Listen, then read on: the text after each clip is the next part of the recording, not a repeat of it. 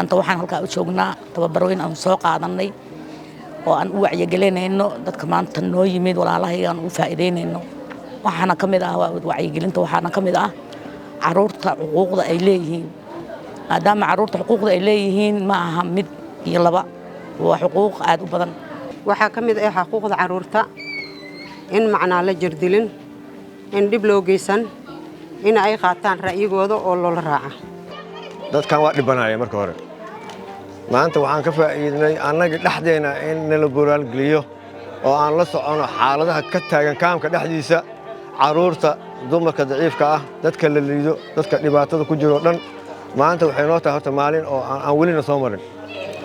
waanu ku faraxsanahay yani jaraa'idka maanta halkan la keenay markuu dhasho in hadduu jiis yahay hadduu curyaan yahay iyo hadduu ilaa yahay iyo hadduu timo adag yahay hadduu timo jilicsan labadaba aan laga faquuqin oo laga maddago ciyaalka oo qayrkiisa wacyigelin oo ballaaran oo aniga maanta aan samaynay waxaa kamid ah dhacdooyinka inuu helo caruurta xuquuqda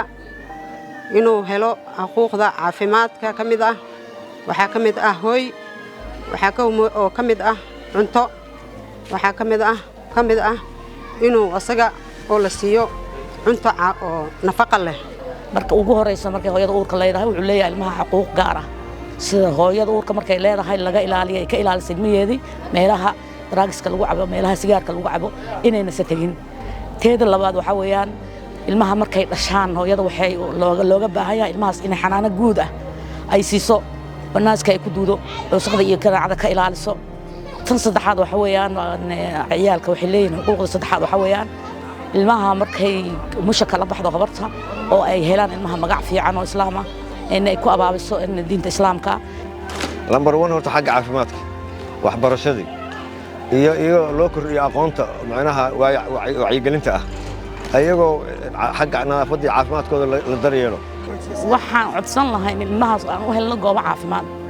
waxaan codsan lahayn dawladda ka codsan lahayn ayadaha noolaalahay noo imaanay wax noo saaciideynaya wax noo faa'iideynaya noocan inay noo gudbiyaan ka codsan lahayn ilmaha yaga inuu helo xarun caafimaad lagu barbaariyo oo waxbarasho ku helo oo maxaan ku raadaayaa uu ku helo firfircooni ku qaado